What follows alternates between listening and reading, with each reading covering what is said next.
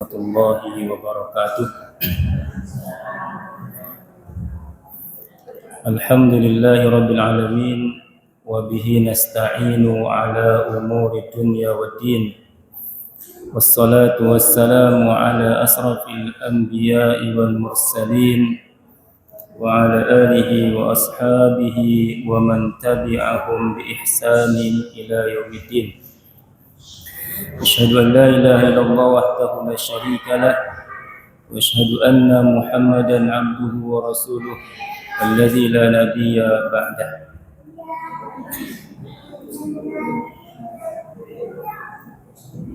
اللهم صل على محمد وعلى آل محمد كما صليت على إبراهيم وعلى آل إبراهيم وبارك على محمد وعلى آل محمد كما باركت على إبراهيم وعلى آل إبراهيم إنك حميد مجيد. Alhamdulillah, kita bersyukur kepada Allah Subhanahu wa taala atas nikmat yang telah diberikan kepada kita semuanya.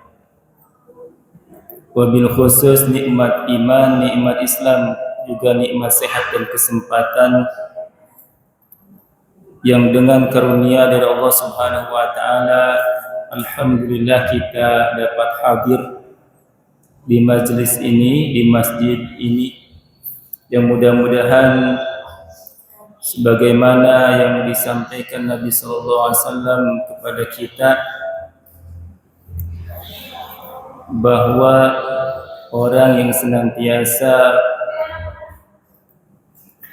mempelajari ayat-ayat Allah Subhanahu wa taala, orang yang senantiasa berusaha untuk menapaki jalan menuntut agama Islam ini, menuntut ilmu tentang agama Islam ini, dimudahkan oleh Allah Subhanahu wa taala jalannya kita menuju surganya nanti di yaumul qiyamah.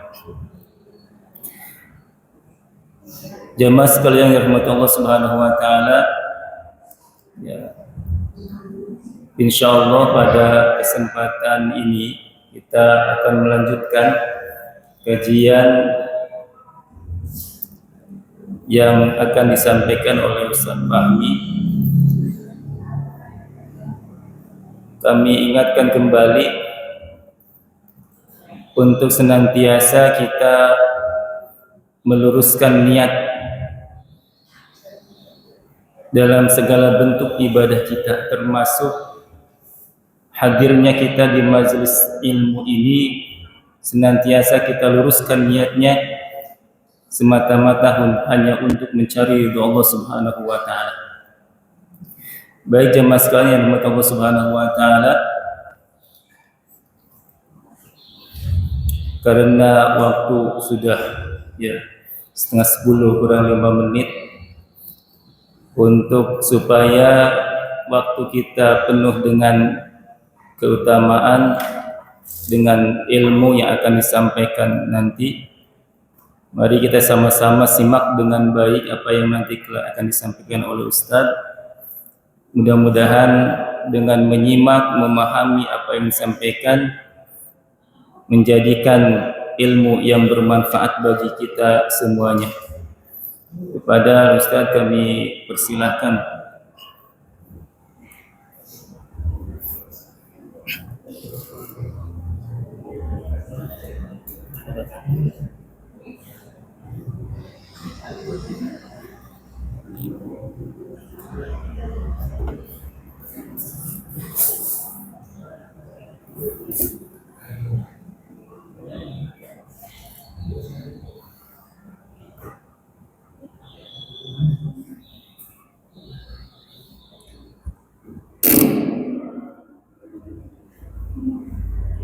Bismillah.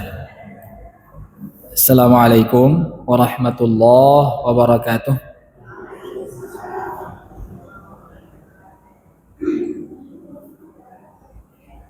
Alhamdulillah hamdan katsiran thayyiban mubarakan fih kama yuhibbu rabbuna wa yardah. Asyhadu an la ilaha illallah وأشهد أن محمدا رسول الله. اللهم صل وسلم وزد وبارك وأنعم على عبدك ورسولك محمد صلى الله عليه وسلم وعلى آله وصحبه أجمعين ومن تبعهم بإحسان إلى يوم الدين. Para hadirin yang semoga senantiasa dirahmati oleh Allah Subhanahu wa taala. Setelah kita memuji Allah Subhanahu wa taala, bersyukur kepadanya atas segala limpahan nikmat yang telah Allah Subhanahu wa taala berikan kepada kita. Juga kita bersolawat kepada nabinya Muhammad sallallahu alaihi wasallam, kepada keluarganya, sahabat-sahabatnya, dan juga kepada orang-orang yang senantiasa istiqamah mengikuti jalannya, mengikuti sunnahnya hingga yaumil qiyamah. Maka insya Allah pada pagi yang berkah ini, pagi yang baik ini, kita akan melanjutkan kajian rutin kita hadis Arba'un An-Nawawiyah yang dikumpulkan oleh Al-Imam An-Nawawi rahimahullahu taala, di mana hadis-hadis tersebut merupakan hadis-hadis yang jawami'ul kalim, pendek kalimatnya namun dalam akan maknanya.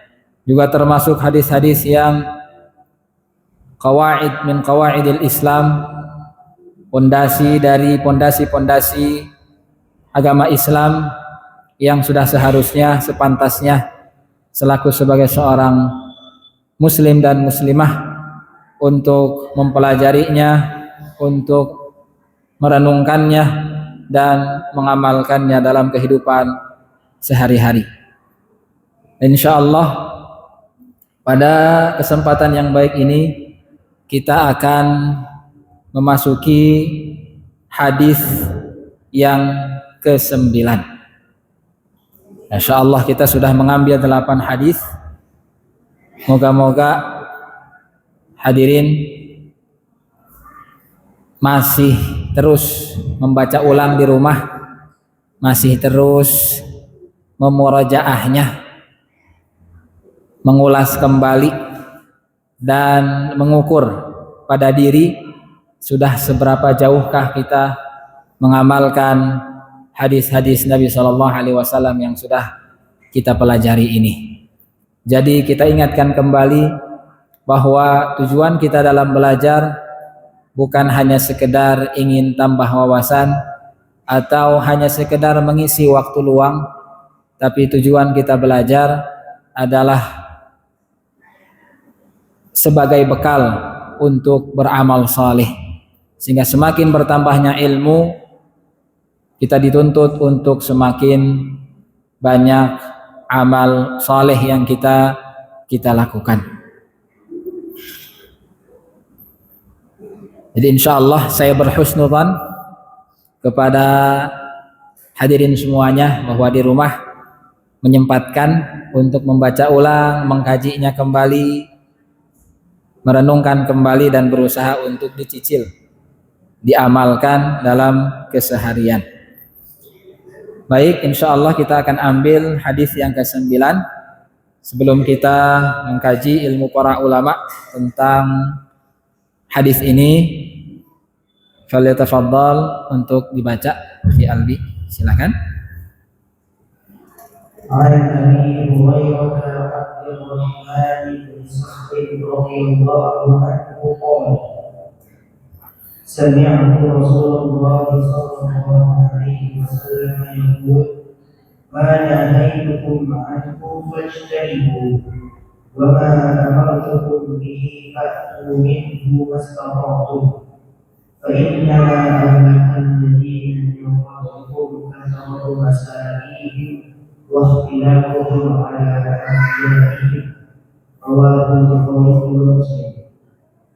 dari Abu Hurairah dari Abdurrahman bin Sakhr radhiyallahu anhu ia berkata, aku mendengar Rasulullah sallallahu alaihi wasallam bersabda, apa yang aku larang kalian darinya maka jauhilah, dan apa yang aku perintahkan kalian dengannya maka kerjakanlah semampu kalian, karena sesungguhnya yang membinasakan orang-orang sebelum kalian adalah karena mereka banyak bertanya dan menyisihi para nabi pada hadis riwayat Al-Bukhari dan Muslim. Barakallahu fiik.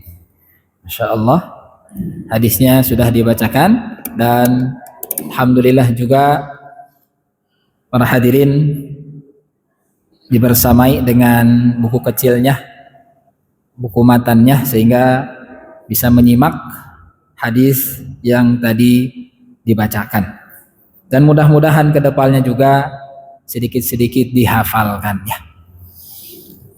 Baik, hadis ini tema besarnya berisikan tentang anjuran, dorongan untuk patuh terhadap syariat Allah Subhanahu wa ta'ala, baik yang ada dalam Al-Quran maupun melalui lisan Rasulnya Sallallahu Alaihi Wasallam, yang mana kepatuhan, ketundukan terhadap syariat Allah ini adalah merupakan jalan menuju keselamatan, dan sebaliknya dengan kita menyelisihi jalan yang sudah ditapaki oleh Nabi Sallallahu Alaihi Wasallam itu adalah merupakan jalan kebinasaan. Sehingga hadis ini dikatakan oleh Al-Imam An-Nawawi rahimahullahu taala merupakan hadis yang mulia, di mana beliau mengatakan hadza min qawaidil Islam al-muhimmah. Hadis ini adalah hadis yang termasuk bagian dari pondasi-pondasi agama Islam yang sangat penting. Wa min jawami'il kalim allati u'tiha, dan termasuk dari hadis yang jawami'ul kalim. Tadi sudah kita sampaikan dan sering kita juga ulang-ulang kalimat tersebut. Jawami'ul kalim adalah hadis yang pendek kalimatnya namun dalam maknanya, yang itu merupakan khususiyah, khususan mukjizat dari Allah Subhanahu wa taala untuk Nabi-Nya Muhammad sallallahu alaihi wasallam.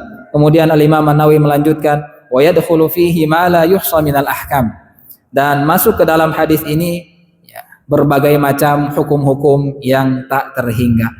Makanya nanti insyaallah ada beberapa kaidah-kaidah fikih, kaidah-kaidah syariat yang lahir dari hadis yang mulia ini. Sebelum kita masuk ke dalam penjabaran hadis, kita akan sampaikan terlebih dahulu tentang sababul wurud. Sebab datangnya hadis ini. Kalau di ayat Al-Quran diistilahkan dengan apa? Sabab nuzul. Kalau dalam hadis sababul wurud. Sebab wurud hadis ini itu termaktub di dalam Sahih Muslim dari Abi Hurairah radhiyallahu anhu, bahwa pada momen haji wada Nabi sallallahu alaihi wasallam berkhutbah, ayyuhan nas qad faradallahu alaikumul hajja fahajju, wahai manusia sekalian, sungguh Allah Subhanahu wa taala telah mewajibkan atas kalian berhaji, maka berhajilah. Tiba-tiba ada seorang yang berkata, dan seorang ini dikatakan beliau adalah seorang sahabat bernama Al-Aqra' bin Habis radhiyallahu anhu. Aqullu amin ya Rasulullah, apakah setiap tahun wahai Rasulullah sallallahu alaihi wasallam? Apakah kewajiban haji ini setiap tahun? Maka fasakata, Nabi sallallahu alaihi wasallam diam, tidak menjawab pertanyaan tersebut. Hatta qalaha salasan, sampai Al-Aqra bin Habis radhiyallahu anhu ini mengulangi pertanyaannya tiga kali. Akullu amin ya Rasulullah, akullu amin ya Rasulullah. Apakah setiap tahun wahai Rasulullah? Apakah setiap tahun wahai Rasulullah? Maka Rasulullah sallallahu alaihi wasallam menjawab, "Lau qultu na'am la wajabat."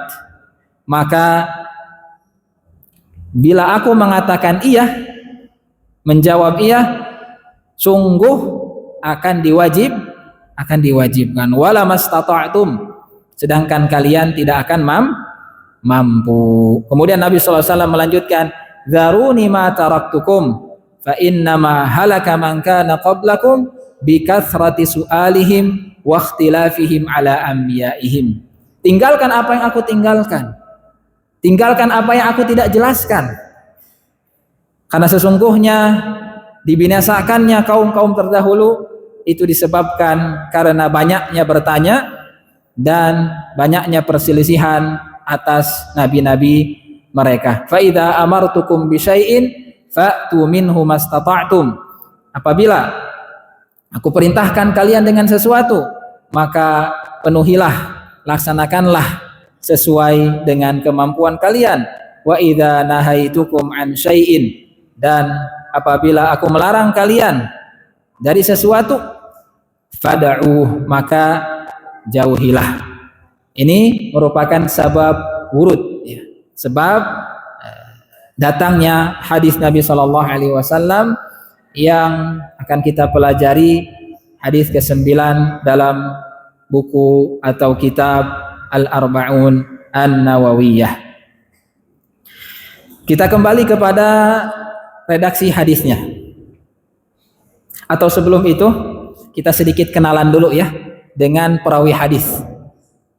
Ini sedikit kita angkat tokoh-tokoh yang termasuk dari orang-orang saleh, wabil khusus dari kalangan para sahabat Nabi sallallahu alaihi wasallam, agar tumbuh rasa kecintaan terhadap mereka, juga tumbuh keinginan untuk minimal bisa meniru seperti mereka. Karena dalam beragama, semakin kita meniru orang-orang terdahulu, justru akan semakin selamat. Dan upaya itu tentu kita bekali dengan mengenali siapa-siapa saja para orang-orang terdahulu dari kalangan orang-orang saleh, wabil khusus dari kalangan para sahabat Nabi sallallahu alaihi wasallam. Dan tokoh kali ini adalah Abu Hurairah radhiyallahu anhu. Abu Hurairah ini nama asli atau bukan? Bukan ya. Ya Allah. Abu Hurairah ini adalah kunyah. Pernah kita sampaikan bahwa kunyah itu termasuk dari sesuatu yang dianjurkan ya dalam syariat. Kalau laki-laki Abu Fulan, kalau perempuan Ummu Fulan, yang sebagai bentuk penghormatan. Jadi orang-orang Arab ketika memanggil seseorang dan menghormati dia, itu dipanggil dengan apa? Kunyahnya. Dan Abu Hurairah ini beliau diberikan kunyah karena sebab beliau punya kebiasaan khusus, yaitu suka bermain dengan apa? Kucing ya. Dari kata hirrah atau hir, yaitu kucing kecil ya, Hurairah. Sehingga beliau diberikan kunyah Abu Hurairah, dan kunyah tidak harus selalu diambil dari nama anak. Tidak selalu harus diambil dari nama anak. Ada bisa dari nama ponakan, ada dari kebiasaan-kebiasaan tertentu yang merupakan ciri khasnya atau yang selalu dia lakukan. Contohnya Abu Hurairah ini. Adapun nama asli beliau adalah Abdurrahman bin Sakhr. Abdurrahman bin Sakhr. Beliau itu dari suku Ad-Daus, ya. Dari suku Ad-Daus. Suku Daus ini suku yang tinggal di Yaman. Jadi Abu Hurairah bukan dari kalangan Muhajirin, orang-orang Makkah, bukan juga dari kalangan Ansor. Dan suku Daus ini agak menarik untuk kita angkat juga, karena ada seorang sahabat bernama Tufail Ad-Dausi. Beliau masuk Islam di awal-awal Nabi SAW hijrah ke Madinah. Lalu setelah beliau menyatakan Islamnya, beliau pulang ke kampungnya ke Yaman, ke suku Daus, dan beliau berdakwah di sana, menyebarkan Islam, menyebarkan agama yang mulia ini kepada suku Daus yang ada di Yaman. Namun ternyata suku Daus ketika itu belum mau beriman, belum ada yang mau masuk Islam. Sehingga ketika Tufail Ad-Dausi ini kembali ke Madinah, beliau melaporkan bahwa kaumnya tidak mau meluk agama Islam, kaumnya membangkang terhadap dakwah yang beliau seru.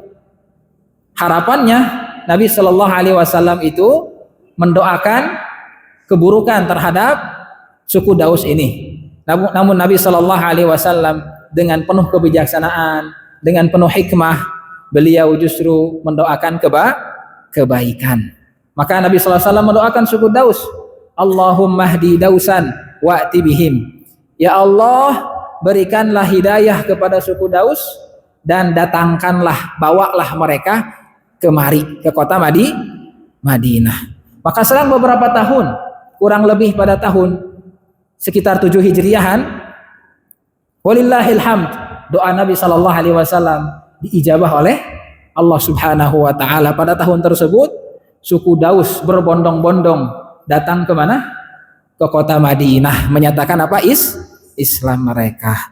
Dan salah satu dari rombongan tersebut adalah Abu Hurairah radhiyallahu anhu. Sehingga beliau masuk Islam itu belakangan, sekitar tahun 7 Hijriah. Berarti beliau bertemu Nabi itu berapa tahun? Kira-kira. Nah, sekitar 3 tahun atau 4 tahun kurang. Sebentar atau lama? Sebentar ya. Beda dengan Abu Bakar, beda dengan Umar. Sudah bermuamalah, berjumpa, mengambil ilmu dari Nabi Shallallahu Alaihi Wasallam sejak di Makkah. Tapi Abu Hurairah radhiyallahu anhu, perjumpaan dengan Nabi Shallallahu Alaihi Wasallam cukup singkat, hanya 3 tahun atau kurang lebih 4 tahun. Namun beliau radhiyallahu anhu, Abu Hurairah, menjadi dinobatkan sebagai perawi hadis yang paling banyak, insyaallah ya, menjadi perawi hadis terbanyak.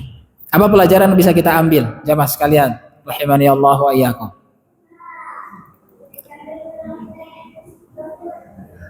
Banyak ya. Di antaranya keberkahan apa?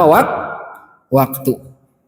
Memang waktunya singkat, hanya 3 tahun dengan Nabi SAW, tapi Allah Subhanahu Wa Taala berikan keberkahan terhadap waktunya Abu Hurairah radhiyallahu anhu, sehingga dengan waktu yang sedikit itu melahirkan banyak kebaikan. Betapa banyak hadis-hadis yang kita baca, an Abi Hurairah radhiyallahu anhu, an Abi Hurairah radhiyallahu anhu, dan salah satunya adalah hadis ini. Kemudian pelajaran lainnya dari kisah tersebut adalah bahwasannya dalam Islam itu yang menjadi penentu adalah apa? Awalnya atau akhirnya? Akhirannya. Innamal a'malu bil khawatim. Sungguhnya apa? Amalan itu tergantung akhirannya. Mungkin sebagian kita baru mengenal Islam dengan baik, ya di usia-usia yang tidak muda lagi, mungkin baru mengenal sunnah Nabi Shallallahu Alaihi Wasallam, ya di usia yang tidak produktif lagi, yang mungkin tidak sekuat daya tangkapnya ya, ketika masih muda. Namun itu bukan halangan, bukan menjadi satu yang menghalangi untuk kita bisa terus menjadi orang-orang yang salih, menjadi orang-orang yang bertakwa, terus menapaki jalan kebaikan. Karena Abu Hurairah radhiyallahu anhu berjumpa dengan Nabi sallallahu alaihi wasallam hanya sebentar, namun dengan kesungguhan, dengan keikhlasan, ya ketulusan di dalam memperbaiki diri, di dalam mempelajari ilmu dan mengamalkannya, Abu Hurairah radhiyallahu anhu menjadi sosok yang luar biasa. Kita mungkin mengawali kehidupan ini dengan pengawalan yang kurang baik tidak masalah, karena Allah Subhanahu wa taala Maha bijaksana. Beliau melihat apa usaha kita dan melihat ending dari kehidupan kita. Maka teruslah berusaha ya, menapaki jalan kebaikan ini, meskipun dalam tanda kutip tergolong orang-orang yang terlambat, karena tidak ada kata terlambat di dalam kebaikan. Biidnillahi ta'ala, semoga Allah Subhanahu wa ta'ala ya, memasukkan kita ke dalam orang-orang yang istiqamah hingga ajal menjemput kita, dan kita mengakhiri kehidupan ini dengan husnul khatimah ya. Itu sedikit ya, singkat tentang Abu Hurairah radhiyallahu anhu. Kita masuk ke dalam hadis yang mulia ini. Nabi sallallahu alaihi wasallam bersabda, "Ma nahaitukum anhu fajtanibuhu wa ma amartukum bihi fa'tu minhu mastata'tum." Apa yang aku larang bagi kalian, maka jauhilah, dan apa yang aku perintahkan pada kalian, maka laksanakanlah. Mastata'tum, apa artinya? Semampu kalian. Penggalan pertama dari hadis ini berbicara tentang apa? Larangan. Lalu penggalan keduanya berbicara tentang apa? Perintah. Kita mulai dari penggalan pertamanya. Ma nahaitukum anhu fajtanibuh. Apa yang aku larang bagi kalian, maka jauhilah. Fajtanibuh. Apa artinya fajtanibuh tadi? Jauhilah. Maksudnya ij'aluhu fi janib. Jadikan apa yang dilarang itu di satu sisi. Waj'al nafsaka fi janib akhar, dan jadikan dirimu berada di sisi yang lainnya. Ini kalimat sangat dalam sekali. Jadi ketika kita dihadapkan dengan suatu larangan, itu perintahnya dari Nabi sallallahu alaihi wasallam bukan menggunakan kalimat jangan lakukan, tapi apa? Jauhi. Makanya dalam ayat Al-Qur'an tentang larangan zina, Allah jangan mengatakan apa? Jangan berzina, tapi wala taqrabuz zina, jangan dekati zina. Fajtanibuh, jauhi. Karena ketika kita memposisikan diri kita dekat-dekat dengan larangan, khawatir akan apa? Terjerumus. Khawatir akan terpeleset, terperosok, sehingga kita melakukan hal-hal yang dilarang oleh Allah Subhanahu wa ta'ala. Ya, layaknya ketika kita berada di tepian jurang, lebih aman itu menjauh atau justru dekat-dekat dengan jurang? Menjauh. Begitulah ya, sikap kita ketika menghadapi atau dihadapkan dengan larangan-larangan Allah Subhanahu wa ta'ala. Posisikan kita sejauh mungkin dengan larangan Allah Subhanahu wa ta'ala. Dan larangan Allah Subhanahu wa ta'ala baik dalam Al-Qur'an maupun melalui lisan Rasulnya Sallallahu Alaihi Wasallam. Ini dijelaskan oleh para ulama kita bahwa larangan itu ada dua model.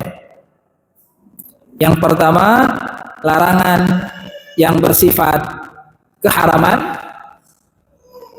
nahyut tahrim, larangan bersifat keharaman. Yang kedua, larangan yang bersifat karahah atau kemakruhan. Larangan yang bersifat keharaman ini larangan-larangan yang qamat al-adillatu ala hadzan nahi li tahrim, yang telah tegak dalil-dalil dalam syariat baik Al-Qur'an maupun hadis Nabi sallallahu alaihi wasallam yang menunjukkan akan apa? Keharamannya.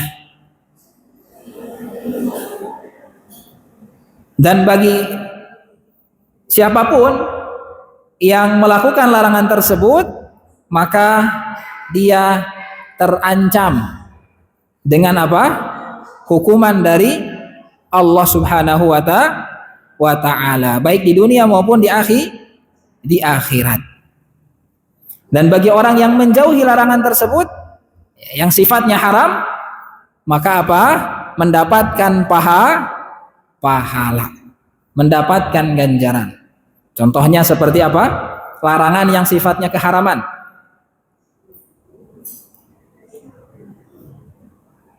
Apa? Zina. Apalagi?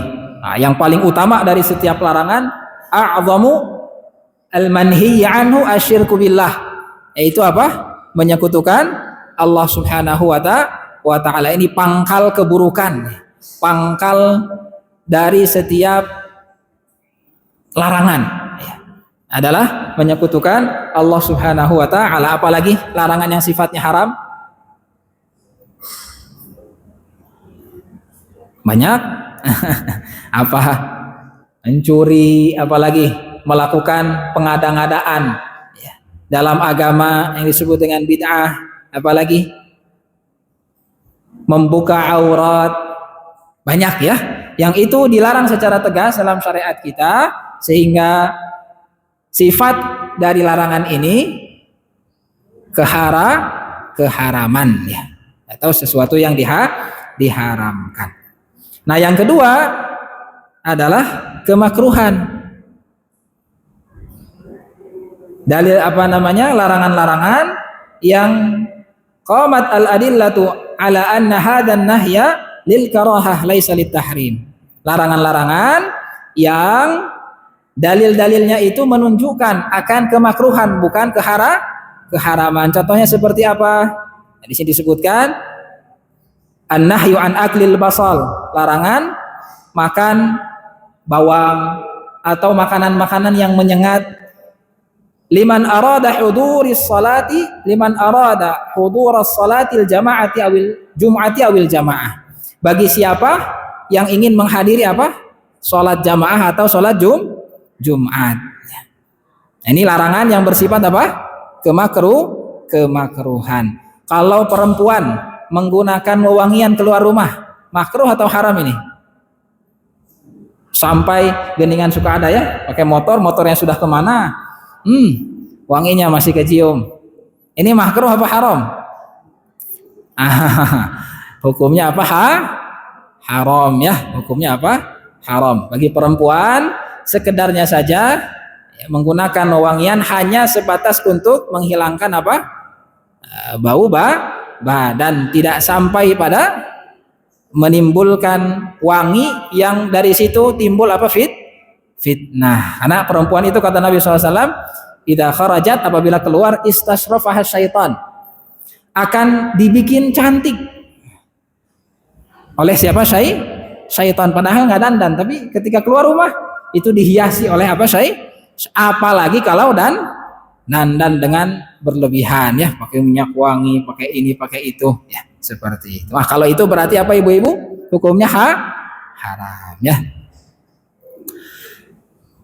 Nah, Jamaah sekalian rahimani Allah wa iyyakum, tentu sebagai seorang muslim yang baik ya, yang bertakwa kepada Allah Subhanahu wa taala, ketika kita dihadapkan dengan larangan dari Nabi sallallahu alaihi wasallam, kita berusaha semaksimal mungkin untuk menjauhinya tanpa melihat-lihat, tanpa menimbang-nimbang ini teh haram atau makruh. Sebisa mungkin kita jauhi. Lalu kenapa para ulama mengatakan ini haram, ini makruh? Ini sebatas hanya ketika kita dalam kondisi-kondisi tidak ideal. Lalu kita terpaksa harus melakukannya. Apakah harus ada pengganti dengan taubat misalnya? Apakah harus ada konsekuensi-konsekuensi tertentu atau tidak? Nah, bila terjatuh pada keharaman, maka apa? Dikonsekuensikan untuk bertaubat. Tapi bila kita terjatuh pada larangan yang sifatnya kemakruhan, maka tidak perlu di situ ada taubat, atau tidak tidak ditekankan di situ adanya taubat ya. Dan juga jamaah sekalian rahimani Allah wa iyyakum,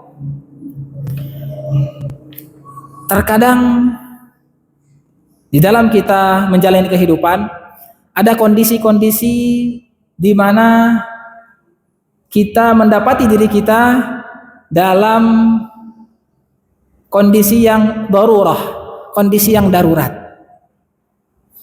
Yang kondisi itu kita tidak punya pilihan selain kita melakukan sesuatu yang dilarang oleh Allah Subhanahu wa taala. Maka bila dalam kondisi tersebut kita dibolehkan oleh syariat untuk melakukan sesuatu yang haram. Sebagaimana dalam firman Allah Subhanahu wa taala, "Faman yattara ghaira baghin wala 'adin fala itsma 'alaihi innallaha ghafurur rahim." Barang siapa yang terdesak atau dalam kondisi darurat tanpa dia inginkan atau tanpa ada kesengajaan atau tanpa berlebihan, memang betul-betul dia dalam kondisi yang darurat, fala itsma alaih, maka apa? Tidak ada dosa baginya, tidak ada dosa baginya ya. Semisal ya, dicontohkan oleh para ulama, ketika kita dalam kondisi kelaparan, dalam kondisi tidak mendapatkan makanan apapun dan hanya kita dapati sesuatu yang diharamkan oleh Allah Subhanahu wa taala, semisal bangkai hewan atau semisal daging babi ya, atau daging anjing, maka apa? Kita dibolehkan oleh syariat untuk apa?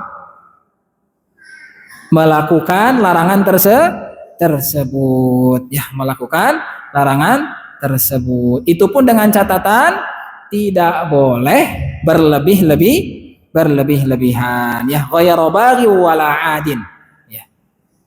Tidak karena kepengen, penasaran, juga tidak berlebih-lebihan ya, karena mungkin ada orang yang dalam kondisi tertentu ya tadi gak punya makanan selain apa yang diharamkan oleh Allah Subhanahu wa taala seperti bangkai atau yang lainnya, daging babi misalnya. Kemudian dia mampang-mumpung nih, apa itu bahasa Indonesianya ya? Mumpung ya. Kapan lagi bisa nyicipi sesuatu yang diharamkan oleh Allah Subhanahu wa taala. Lalu dia makan sekenyang-kenyangnya, terus lagi dibekal. Boleh tidak seperti ini?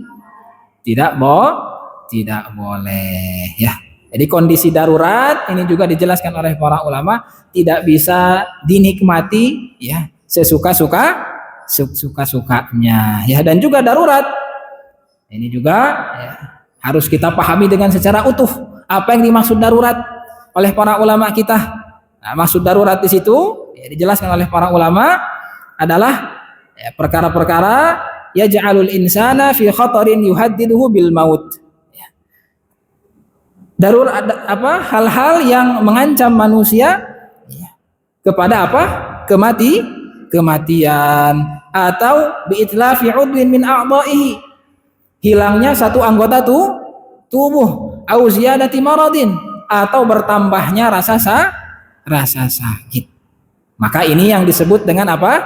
Darurat. Adapun semisal ingin menambah pemasukan, atau misalnya ingin memperluas bisnis, modalnya kecil, atau misalnya rumah kita rumah yang sempit, kecil, ini darurat nggak? Untuk kita misalnya mengambil hal-hal yang diharamkan oleh Allah Subhanahu wa taala. Ini bukan termasuk darurat. Maka orang yang dengan modal kecil dalam perdagangannya, dalam usahanya, dia tidak boleh mengambil misalnya usaha-usaha yang diharamkan oleh Allah Subhanahu wa taala. Karena itu bukan termasuk darurat. Kata Syekh di sini, walaisa minal ittirar fi syai'in at-tawassu' fid dunya. Bukan termasuk bagian darurat itu pada hal upaya untuk memperluas hal-hal yang berkaitan dengan urusan duniawinya. Wa tahsilul kamaliyat, atau supaya memperoleh kesempurnaan dalam hal-hal dunia. Ya, maka jika kondisinya seperti ini, tetap ini tidak boleh bagi dia untuk mengambil apa? Hal-hal yang diharamkan oleh Allah Subhanahu wa taala secuil pun. Ya. Kan ada istilah sekarang ya. Di zaman ini gimana ceritanya mau punya rumah, punya usaha kalau tidak melakukan pinjaman ribawi ya. Gimana usaha bisa maju pengembangannya kalau tidak minjam ya ke instansi-instansi ribawi ya. Padahal ini darurat apa tidak darurat? Bukan termasuk dari darurat. Darurat yang dijelaskan oleh para ulama adalah tadi mengancam nyawa, kemudian menyebabkan hilangnya satu anggota dari anggota tubuh, atau bertambah parahnya rasa sakit ya. Misalnya dalam kondisi berobat ya, berobat ke dokter, kemudian di situ kita diminta untuk membuka anggota tubuh kita yang termasuk dari aurat. Bagaimana ini hukumnya? Tidak mengapa ya, karena ini termasuk dari darurat. Itu pun tadi hanya pada area-area yang dibutuhkan, ghairu baghin wala adin ya, tidak berlebihan ya, pada kadar yang ditentukan. Makanya dari hadis ini melahirkan ya, banyak sekali kaidah-kaidah, diantaranya ad-daruratu tubihul mahdurat. Sesuatu yang darurat itu membolehkan sesuatu yang dilarang. Juga yang kedua yang tadi sudah kita sampaikan penjabarannya, ad-daruratu tuqaddaru biqadariha. Yang darurat itu dikonsumsi atau dilakukan sesuai dengan kadarnya, tidak berlebihan ya. Insyaallah bisa dipahami. Insyaallah ya. Kemudian jamaah sekalian rahimani Allah wa iyyakum, penggalan berikutnya, wa ma amartukum bihi wa ma amartukum bihi fa'tu minhu mastata'tum. Dan apa yang aku perintahkan, lakukanlah sesuai dengan kemampuan ya. Kalau tadi larangan itu ada yang sifatnya haram dan sifatnya makruh, untuk perintah juga ada dua sifatnya. Yang pertama wajib, yang kedua anjuran. Amrul ijab yang pertama, perintah yang sifatnya wajib. Yang kedua amrun nadbi, yaitu perintah yang sifatnya anjuran. Perintah yang sifatnya kewajiban, Yang seseorang apabila melakukannya mendapatkan pahala dan meninggalkannya mendapatkan dosa. Contohnya apa ini? Sholat 5 waktu, apalagi? Puasa Ramadan, apalagi? Banyak ya, zakat, rukun-rukun Islam itu semua perintah tersebut hukumnya atau statusnya sifatnya wajib ya. Maka ketika kita dihadapkan dengan perintah-perintah yang sifatnya seperti ini, kita patut untuk menjaganya sebaik mungkin dan jangan sampai kita meninggalkannya. Adapun yang kedua, amrun nadbi, perintah yang sifatnya anjuran, yang bila seorang mukmin melaksanakannya mendapatkan pahala, dan bila meninggalkannya tidak mendapatkan dosa. Ini namanya perintah berupa anjuran. Contohnya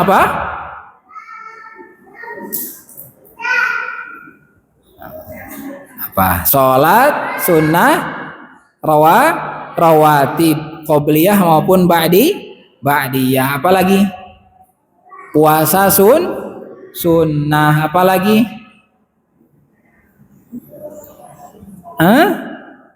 kalau perintah perempuan berhijab itu wajib atau anjuran saja? Ini kewajiban ya.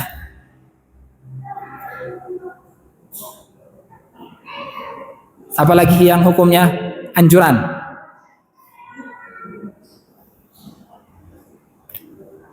Memberikan nafkah di atas urf. Seorang suami memberikan nafkah di atas kebiasaan yang berlaku di masyarakat. Misalnya urfnya, kebiasaannya, dalam 1 bulan dikasih istri itu uang nafkah 1 juta misalnya. Saya nggak tahu urfnya berapa, ya kira-kira aja kita kasih lebih, maka kita telah mengamalkan perintah Nabi SAW yang sifatnya wajib atau anjuran? Anjuran. Namun sekali lagi, sebagaimana tadi, seorang mukmin dihadapkan dengan larangan berusaha menjauhi semaksimal mungkin tanpa melihat haram atau makruh, maka ketika dihadapkan dengan perintah itu juga tidak memandang apakah ini wajib atau anjuran. Karena kita berusaha menjadi seorang mukmin yang sejati, yang sami'na wa ata'na terhadap perintah-perintah Nabi SAW, maka kita tidak pandang bulu. Dan sahabat Nabi SAW dahulu ketika diperintahkan A, B, C, D oleh Nabi SAW, apakah mereka mengatakan, Rasul, apakah ini hukumnya wajib atau sunnah? Rasul, apakah larangan ini hukumnya haram atau makruh? Tapi mereka Sami'na wa ata'na. Kami dengar, kami taat. Ya, semaksimal mungkin yang kita bisa. Makanya perintah untuk menjalankan syariat Allah Subhanahu wa taala dan Nabinya sallallahu alaihi wasallam berupa perintah diikat dengan mastata'tum. Apa mastata'tum? Semampu kalian.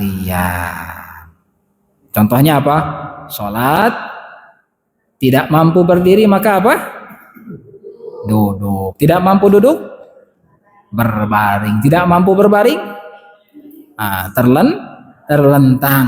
Baring teh yang ngigirnya, terlentang. Kalau tidak mampu sama sekali ada gerakan, maka dengan isyarat ya. Masya Allah, Allah Subhanahu wa taala itu menginginkan pada kita kemudahan. Yuridullahu bikumul yusra wa la yuridu bikumul usra. Syariat ini didesain oleh Allah Subhanahu wa taala dengan sedemikian mungkin agar kita itu mudah untuk menjalankannya. Ya, agar kita mudah untuk menjalankannya. Jamaah sekalian rahimani Allah wa iyyakum. kata-kata mastata'tum ini juga harus kita pahami secara utuh ya. Kenapa? Karena dikhawatirkan akan dipahami dengan pemahaman yang keliru. Sehingga nanti ada orang ketika diajak untuk melakukan kebaikan, fattaqullaha mastata'tum katanya. Semampu saya. Sehingga di dalam menjalankan perintah dia suka-suka seenaknya. Padahal kata para ulama, mastata'tum di situ berkaitan dengan kemampuan fisik dan kemampuan harta, bukan kemampuan masalah mental. Misalnya dalam masalah ibadah haji, ya, yang merupakan rukun Islam yang terakhir, yang kelima. Kapan seorang itu dikatakan tidak mampu? Pertama, masalah fisik. Kalau fisiknya tidak sehat. Yang kedua, masalah apa? Harta. Kalau hartanya tidak cukup, baru dikatakan tidak mampu. Tapi ketika fisiknya sehat, kemudian harta juga ada, ya bahkan lebih. Kemudian ketika diajak untuk berangkat, ya, beribadah ke tanah suci, ya, beribadah haji, dikatakan saya belum siap, saya masih begini dan begitu. Ini mastata'tum apa bukan? Bukan ya. Karena sejatinya dia mampu. Hanya saya mungkin secara mentalnya belum, dan itu tidak dikatakan sebagai masyaqqah, tidak dikatakan sebagai apa? Kesulitan.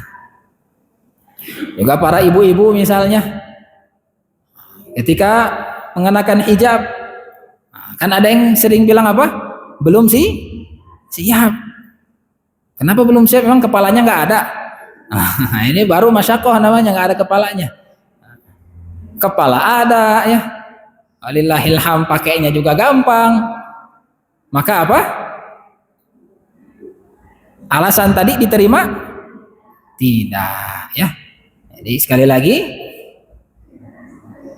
mastata'tum sesuai kadar kemampuan itu kaitannya dengan apa? Fisik dan harta. Jadi bukan berkaitan dengan apa? Mental.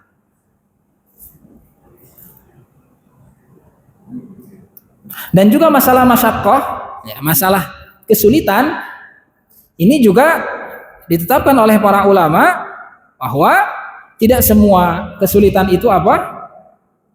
Membolehkan seseorang untuk meninggalkan perintah. Karena ada kesulitan-kesulitan kata para ulama yang sifatnya mulazimun litakalifi syariah, yang melazimi perintah-perintah dalam syariat, yang termasuk dari tabiatnya syariat. Maka kalau kita sedang menjalankan syariat, mendapati masyaqqah seperti ini,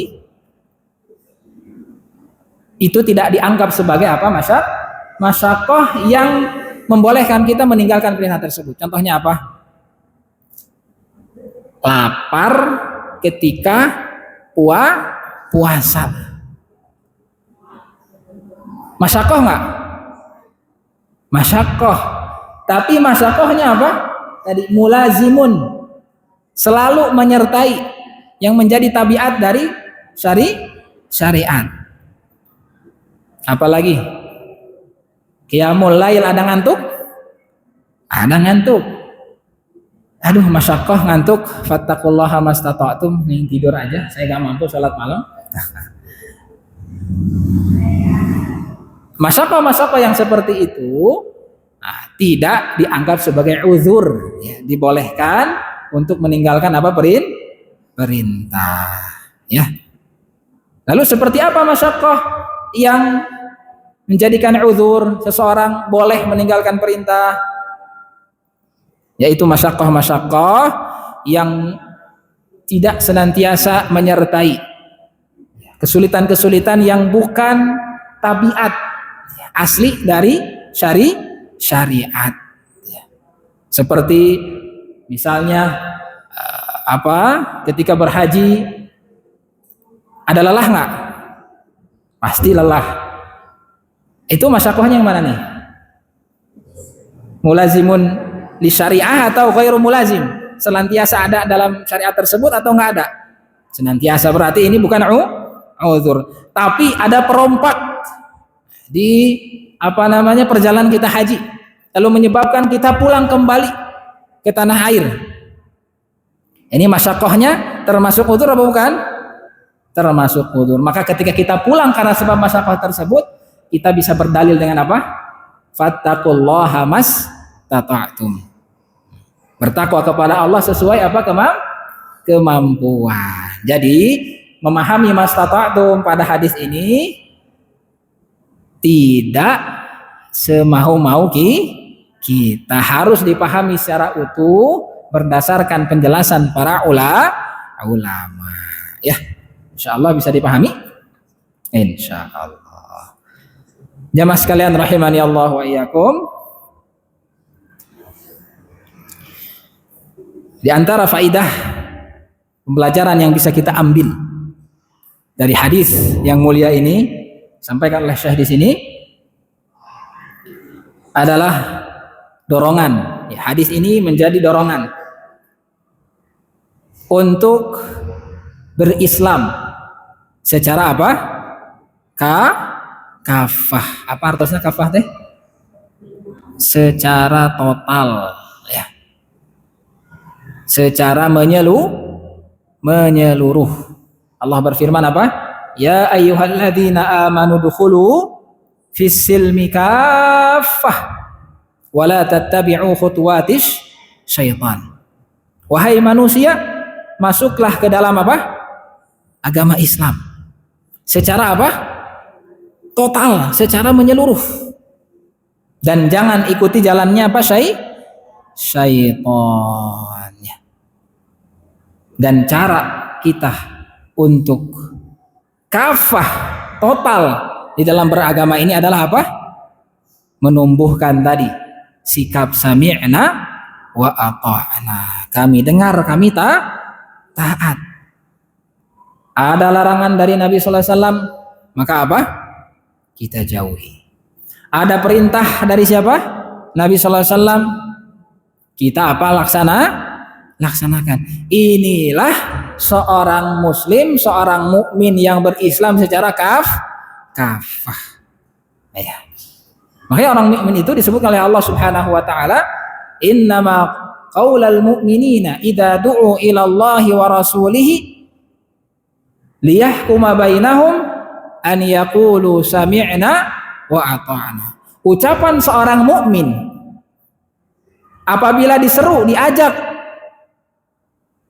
untuk berhukum dengan hukum Allah Subhanahu wa taala dan Rasulnya sallallahu alaihi wasallam, maka dia mengucapkan apa? Sami'na wa ata'na. Ya. Berusaha dijalankan semaksimal mungkin. Berusaha ditaati. Ya. Tanpa tadi memandang apakah ini hukumnya wajib atau sunnah. Tanpa memandang larangan apakah itu haram atau makruh.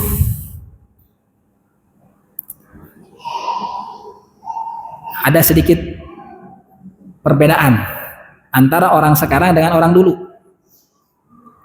Orang dulu dari kalangan salafus saleh, orang-orang saleh,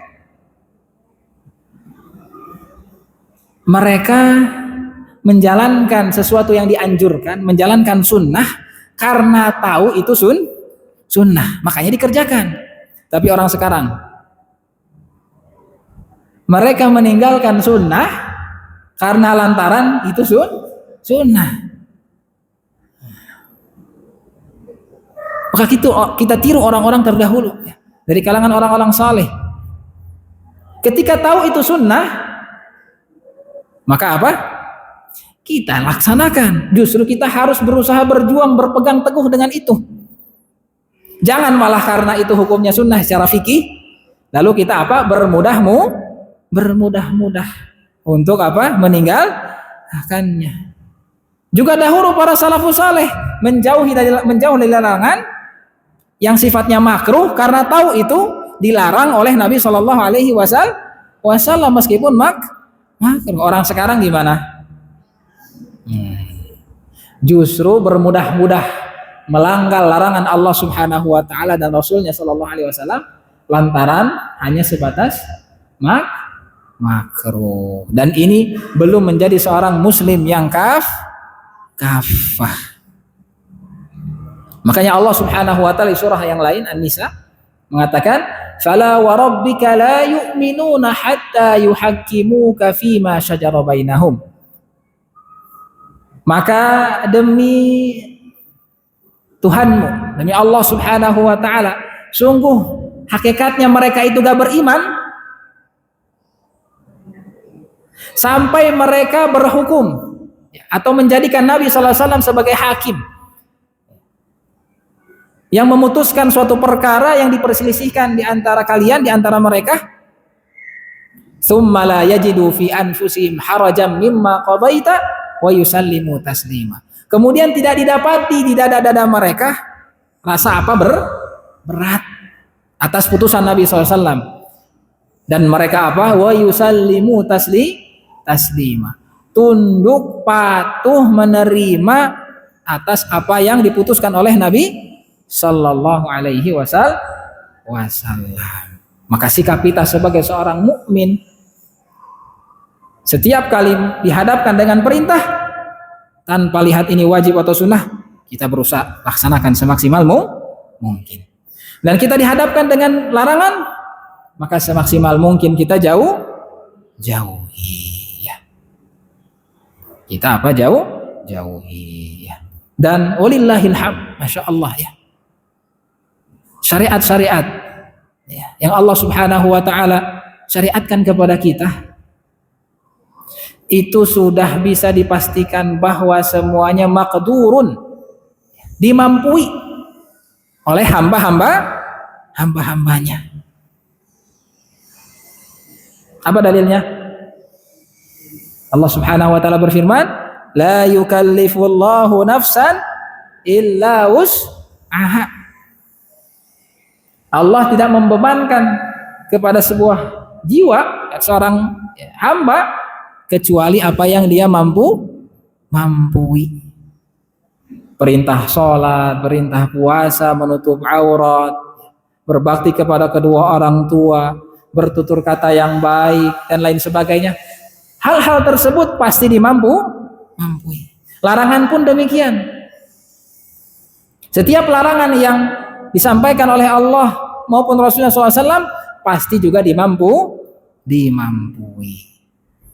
Nah, tinggal bagaimana apa kitanya tadi, mau tidak tunduk patuh terhadap syariat atau aturan Allah Subhanahu Wa Taala.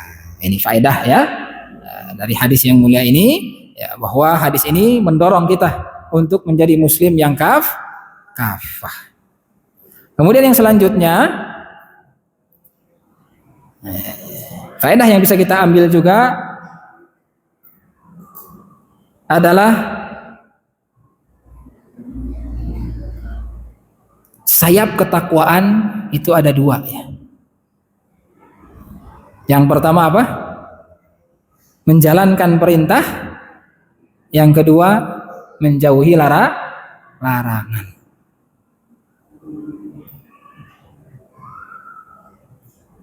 Salah satunya tumbang, bisa terbang nggak? Ketakwaan itu tidak bisa ya. Oleh sebab itu sangat ironi ya di zaman-zaman sekarang ini, ketika seseorang ingin menampilkan ketakwaan atau berusaha ingin menjadi orang yang bertakwa kepada Allah Subhanahu Wa Taala, dia hanya mengandalkan satu sisi takwa atau hanya mengepakkan salah satu dari sayap takwa tanpa mengepakkan yang lainnya, yaitu semangat untuk apa? Menjalankan kebaikan, semangat untuk mengamalkan amalan-amalan salih, namun masih abai dan masih lalai untuk menjauhkan diri dari apa? Larangan-larangan Allah Subhanahu wa ta'ala. Padahal dalam hadis ini sangat jelas ditunjukkan bahwa menjauhi larangan itu punya penekanan tersendiri yang harus kita perhatikan dibandingkan menjalankan apa? Perintah. Saya katakan demikian bukan untuk mengecilkan perintah, tapi menunjukkan bahwa larangan pada hadis ini sangat ditekankan untuk dijauhi. Buktinya apa? Pada larangan Nabi Shallallahu Alaihi Wasallam tidak menyampaikan mastata'tum, tapi pada perintah Nabi Shallallahu Alaihi Wasallam ikat dengan penyampaian apa? Mastata'tum, sesuai kemampuan. Sehingga bisa kita dapati orang-orang saat ini lebih suka beramal saleh, berbagi, kemudian berpuasa, tapi abai dalam apa? Menjauhi larangan Allah Subhanahu wa ta'ala. Masih bermuamalah dengan muamalah ribawi, masih suka berucap dengan ucapan yang tidak baik, masih suka nimbrung di majelis-majelis ghibah, majelis-majelis namimah, masih suka melihat perkara-perkara yang ada di situ, kemaksiatan berupa terumbarnya aurat, berupa hal-hal yang dilarang oleh Allah Subhanahu wa ta'ala. Padahal kalau kita ingin menjadi hamba yang abid, yang bertakwa kepada Allah Subhanahu wa ta'ala, kata Nabi sallallahu alaihi wasallam, ittaqil maharima takun a'badan nas. Jauhilah perkara-perkara yang haram, niscaya engkau akan menjadi orang yang paling bertakwa, paling baik ibadahnya dari manusia. Bahkan ada ucapan lain yang menekankan pentingnya menjauhi larangan dibandingkan apa? Melaksanakan perintah.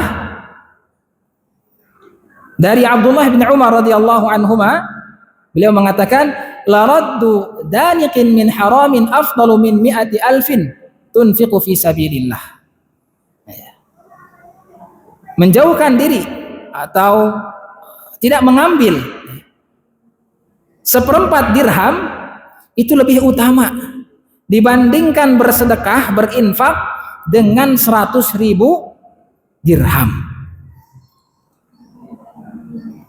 1/6 dirham itu kecil nggak? Kecil. Tapi kalau itu haram, kemudian kita tidak ambil, itu lebih utama, lebih baik dibandingkan kita sedekah apa? Dengan 100.000 dirham. Maka semangat kita dalam upaya menjadi hamba yang bertakwa kepada Allah Subhanahu wa ta'ala, jangan hanya pada sisi berusaha beramal soleh, itu bagus, namun juga apa? Perkuat diri agar supaya tidak mudah tergoda dengan hal-hal yang diharamkan oleh Allah Subhanahu wa ta'ala.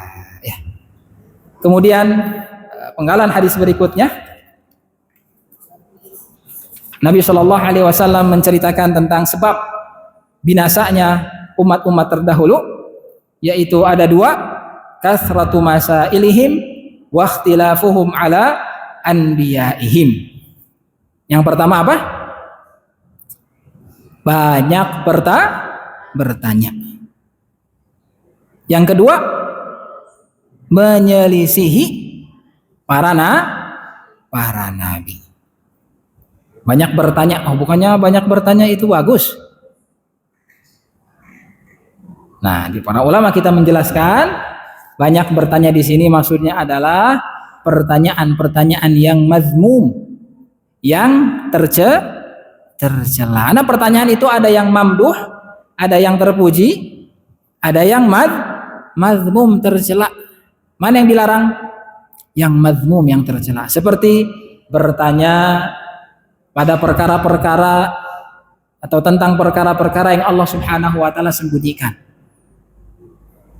Bertanya tentang zat Allah misalnya, Allah bagaimana? Allah wujudnya seperti apa? Allah punya sifat melihat, bagaimana melihatnya Allah? Ini haram untuk apa ditanyakan. Bertanya tentang takdir Allah. Kenapa takdir Allah begini? Kenapa takdir Allah begitu? Boleh ditanyakan? Tidak boleh ya. Kata Nabi SAW, qadarullah atau takdirullah itu sirrullahil maktub. Takdir Allah Subhanahu wa taala adalah rahasia Allah yang Allah tulis. Jadi kita nggak bisa menjangkau, mengetahui bagaimana begini, bagaimana, dan tidak boleh ditanyakan. Juga di antara pertanyaan yang mazmum, yang tercela dan terlarang adalah apa? Bertanya dengan tujuan untuk lari dari aturan syariat. Seperti pertanyaannya Bani Israel kepada Nabi Musa alaihi salam. Dalam surah Al-Baqarah di situ Allah abadikan. Ketika Nabi Musa merintahkan untuk menyembelih apa sapi ya. Mahia apa sapi itu? Malaunuha katanya apa warnanya? Terus ya ditanya ya. Hampir-hampir Bani Israel itu tidak bisa menunaikan atau melaksanakan perintah Allah Subhanahu wa taala tersebut karena semakin ditanyakan semakin spesifik jadi semakin sulit. Oleh karena itu ya pertanyaan-pertanyaan yang sifatnya ingin ngeles, ingin lari dari aturan Allah Subhanahu wa taala ini tercela dan ini banyak terjadi. Terkadang ada seorang yang bertanya ke Ustadz A tentang suatu perkara muamalah atau Ustadz A haram. Tanya di anu sejen, sugana anu halal. Kedua disampaikan juga apa? Haram. Ketiga terus. Ini pertanyaan yang mazmum atau mamduh, terpuji atau tercela? Tercela karena tujuan dia bertanya itu supaya apa? Lari dari apa? Aturan Allah Subhanahu wa taala ya. Adapun pertanyaan yang mamduh ya, pertanyaan-pertanyaan yang di situ ada manfaatnya baik dunia kita maupun akhirat kita. Seperti bertanya tentang ilmu ya, bertanya tentang kaifiat ibadah, bertanya tentang halal dan haram ya, seperti apa. Maka ini apa?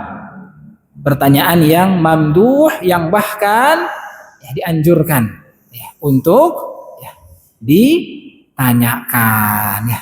Dan bisa menjadi sebuah ibadah kalau diniatkan karena Allah Subhanahu wa taala. Karena bertanya itu sendiri adalah merupakan perintah dari Allah Subhanahu wa taala. Fas'alu ahla dzikri in kuntum la ta'lamun. Ya, bertanyalah kalian kepada ahli dzikir, ya, ahli ilmu apabila kalian tidak mengetahui. Ya. Itu yang pertama yang menyebabkan umat terdahulu ini binasa. Yang kedua apa?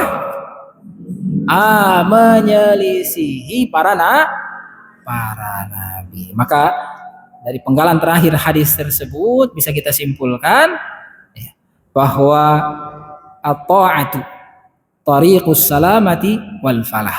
Ya. Ketaatan itu merupakan jalan menuju apa? Keselamatan.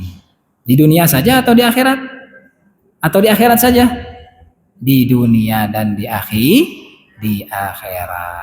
Dalam sebuah hadis diriwayatkan oleh Abu Hurairah radhiyallahu anhu, Nabi SAW bersabda, "Kullu ummati yadkhulunal jannah." Setiap umatku itu apa? Masuk surga. Kata Nabi, "Illa man aba." Kecuali yang apa? Enggan. Emang ada yang enggan? Nah, sampai-sampai para sahabat bertanya, emang ada yang enggak mau masuk surga? Qalu wa may ya'ba? Wahai Rasul, siapa yang enggan? Ya, aneh tuh orang ya. Maka kata Nabi SAW apa? Man ata'ani dakhalal jannah wa man asani dakhalan nar. Barang siapa yang taat kepadaku, maka dia masuk surga. Jadi taat ini menjadi jalan apa? Keselamatan. Wa man asani dakhalan nar. Dan barang siapa yang bermaksiat nggak mau taat kepadaku, maka dia masuk ke dalam apa? Neraka. Sehingga faedah selanjutnya adalah penyelisihan terhadap sunnah Nabi Sallallahu Alaihi Wasallam merupakan jalan kebinasaan. Jadi tadi dua faedah terakhir penting ini dicatat apa? Taat merupakan jalan apa? Keselamatan. Penyelisihan merupakan jalan apa? Kebinasaan. Sebagai penutup, Allah Subhanahu wa taala berfirman dalam surah An-Nur, "Falyahdharil ladzina yukhalifuna an amrihi an tusibahum fitnatun aw yusibahum adzabun alim." Maka orang-orang yang suka menyelisihi ya, perintah Allah Subhanahu wa taala, berhati-hatilah. Kenapa? An tusibahum fitnah. Mereka akan ditimpakan apa? Fitnah. Ujian ya. Ujian hati ya, ujian maupun fisik, au yusibahum adzabun alim, atau ditimpakan azab yang pedih. Maka sebagai muslim yang muwahhid, yang mentauhidkan Allah Subhanahu wa taala, yang mengimani Rasulnya sallallahu alaihi wasallam sebagai uswah hasanah kita, sebagai nabi terakhir kita yang kita gugu, kita tiru segala tutur katanya, perintahnya, maka sudah sepantasnya kita menumbuhkan karakter dalam diri kita, sami'na wa ata'na. Ya, kami dengar, kami taat, dan kita menjauhkan diri dari sifat penyelisihan terhadap perintah Allah maupun Rasulnya sallallahu alaihi wasallam. Ya, semoga kajian yang singkat ini bermanfaat bagi kita semuanya, dan kita berharap Allah Subhanahu wa taala mencatat kegiatan pada pagi hari ini sebagai amal salih yang akan memberatkan timbangan kebaikan kita di yaumil qiyamah. Dan semoga ilmu yang kita peroleh hari ini menjadi ilmu yang bermanfaat. Kita pulang ke rumah bawa oleh-oleh berupa apa? Ilmu yang bermanfaat untuk kita apa? Amalkan. Ya. Sallallahu ala nabiyina Muhammad wa ala alihi wa sahbihi wasallam. Bila ada pertanyaan, dipersilahkan. Cukup insyaallah ya. Kalau tidak ada, saya pamit undur diri. Assalamualaikum warahmatullahi wabarakatuh.